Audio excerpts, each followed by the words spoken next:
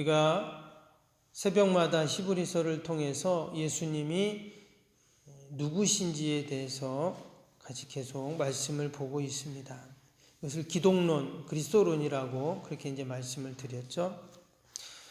기독론이 확실하지 않으면 2단, 3단으로 빠지게 되고 또 우리 신앙이 흔들리게 됩니다. 때문에 우리가 히브리서를 읽으면 우리의 신앙이 더욱더 견고해진다 하는 것을 우리는 경험하게 됩니다. 새벽마다 이 히브리서 함께 읽고 또 집에 가셔서도 또 다시 한번 또 읽어보시면서 이 말씀을 우리가 늘 하루 종일 또 이렇게 묵상할 수 있기를 바랍니다. 오늘 8장 같이 말씀을 읽었는데요.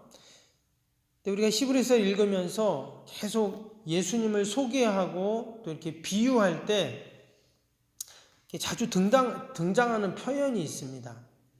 그냥 읽었지만 계속 등장하는 그 표현이 뭐냐면 대제사장, 예수님을 대제사장이라고 이렇게 이야기를 하고 있어요. 그게 지금 매 장마다 그렇게 계속 나옵니다. 그래서 2장에도 보면 2장 17절에 신실한 대제사장이 되어 백성의 죄를 속량하려 하십니다. 이런 말씀이 나왔고요. 3장 1절에도 보면 대제사장이신 예수를 깊이 생각하라. 4장 14절에는 그러므로 우리에게 큰 대제사장이 계시니. 5장 5절에는 그리스도께서 대제사장이 되심도. 6장 20절에는 예수께서 멜기세덱의 반차를 따라 영원히 대제사장이 되어. 그래서 이 장마다 지금 예수님을 대제사장이다 이렇게 지금 표현을 하고 있습니다. 그것은 이제 당시에 이 대제사장의 모습과 예수님의 모습이 흡사했기 때문이죠. 그 겉모습이 비슷했다는 게 아니라 이 대제사장이 하는 역할과 예수님의 하신 일들이 유사했다라는 것입니다. 예수님이 이 땅에 오셔서 하신 일 가운데 대표적인 게 뭡니까? 나와 하나님 사이에 중보자가 되신 것이었죠. 그래서 십자가에서 한 손은 내 손을 잡고 한 손은 하나님의 손을 잡고 그렇게 우리를 하나님과 연합되고 화해하고 하나 되게 하신 그 일을 하신 분이 누구냐? 바로 예수님이시잖아요. 근데 당시 대제사장이 그런 일을 하는 자였죠. 성전에 제물을 가지고 백성들이 이제 오면 그 제물을 하나님께 올려드리면서 그 죄를 다 사하고 하나님을 만나게 하는 그런 중보자의 역할을 대제사장이 했기 때문에 지금 예수님을 대제사장과 같다 이렇게 계속 표현을 했던 것입니다. 그런데 한 가지 이제 예수님이 당시에 대제사장과 다른 것이 있었는데 그것은 뭐냐면 여러분 대제사장은 어제 이제 7장에서도 같이 보았지만 대제사장은 어떤 사람이 될 수 있습니까?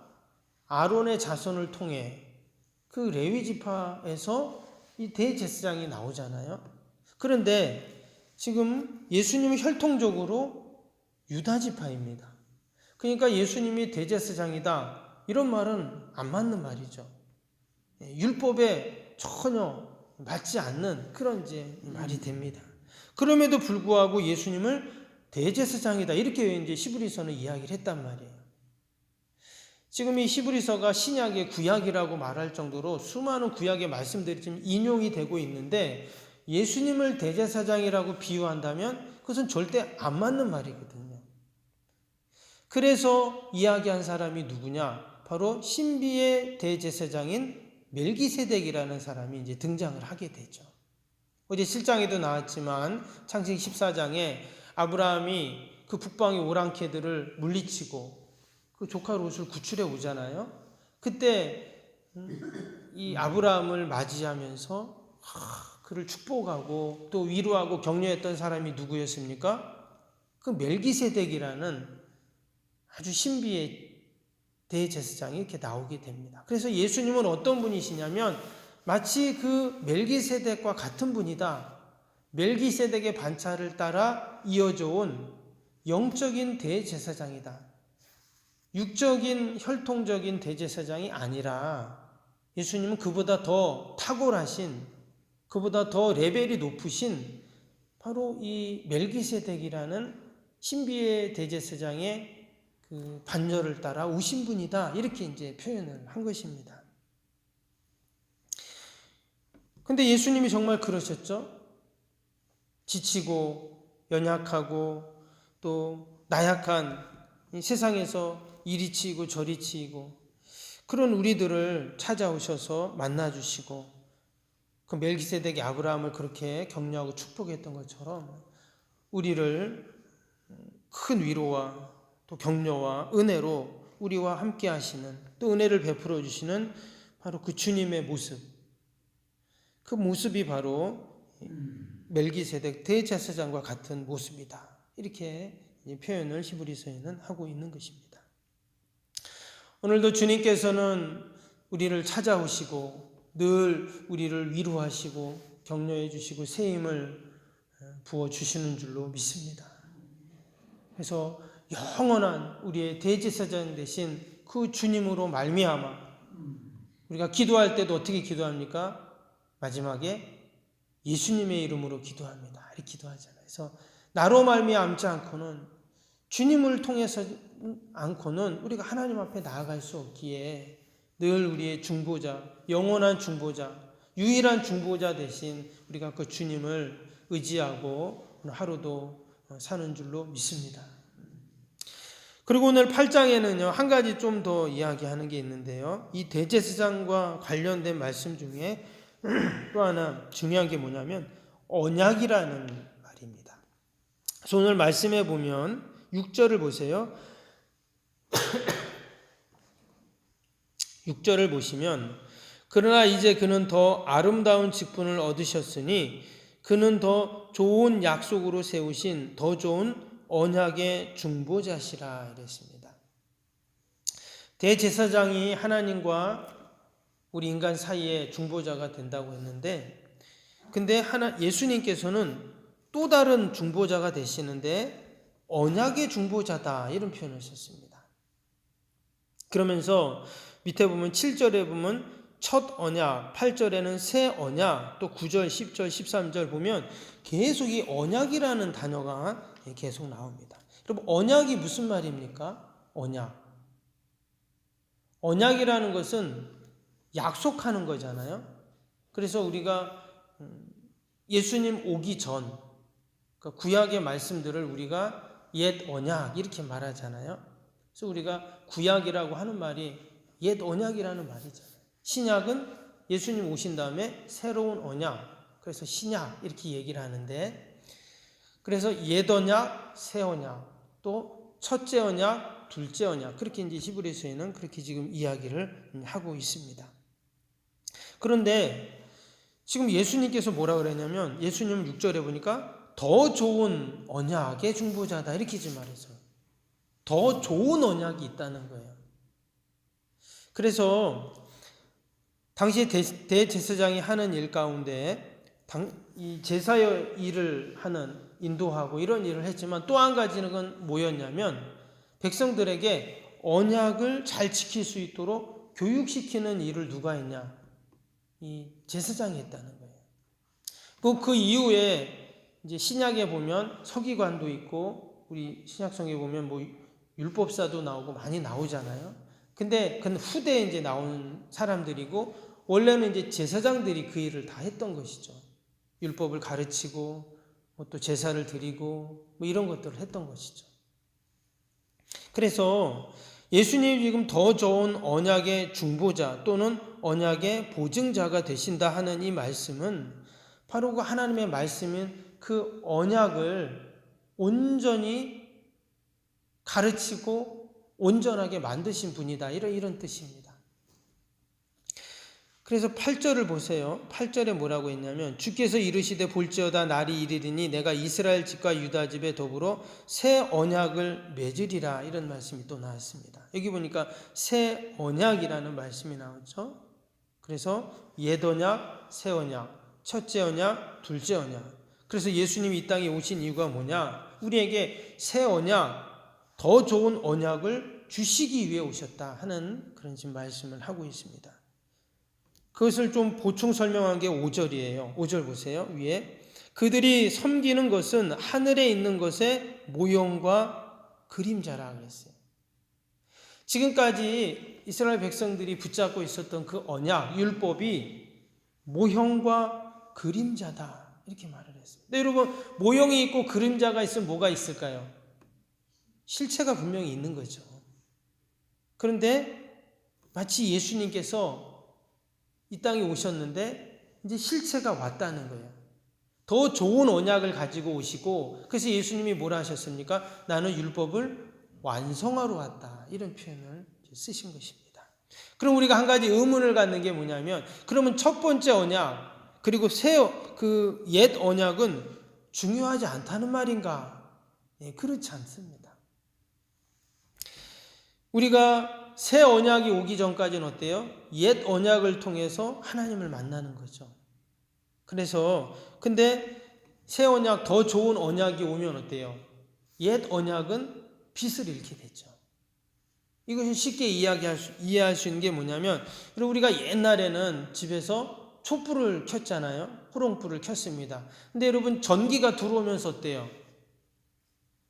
전기도 켜고 호롱불도 켭니까? 아니잖아요. 네.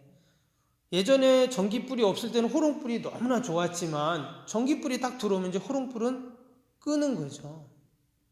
옛날에 집에서 막 장작불 갖다가 볕단 갖다가 아궁이에다 불 떼갖고 밥 해 먹었는데 이제 우리는 그렇게 안 하잖아요. 뭐로 합니까?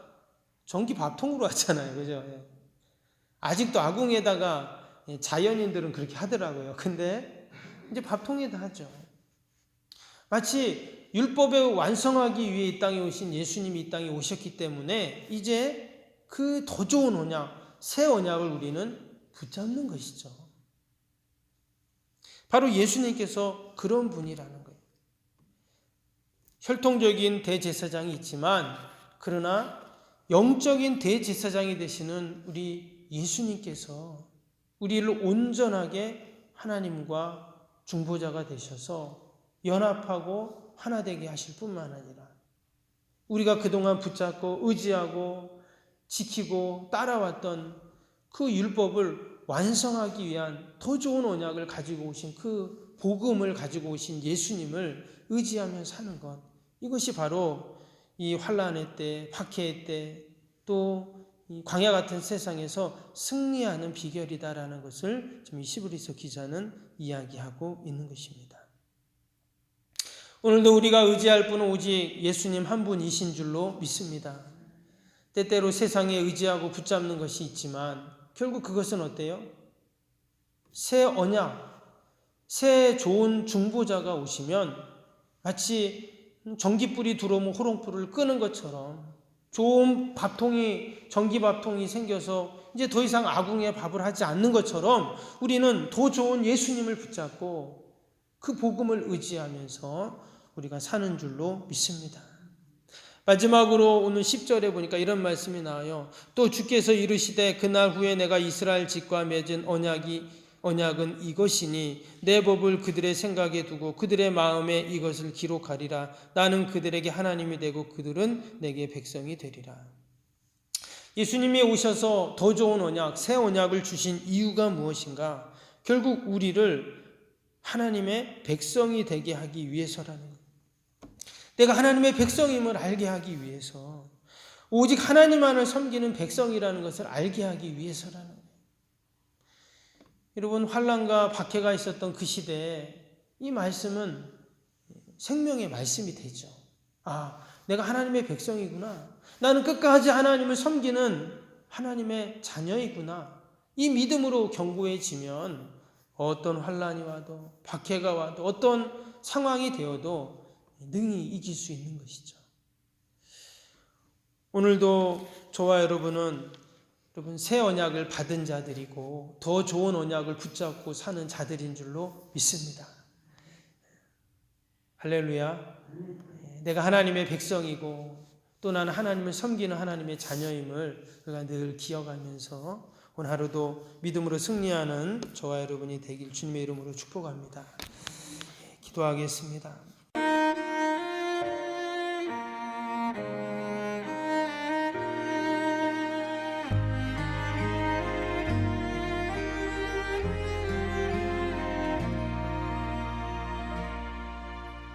나는 하나님을 예배하는 예배자입니다.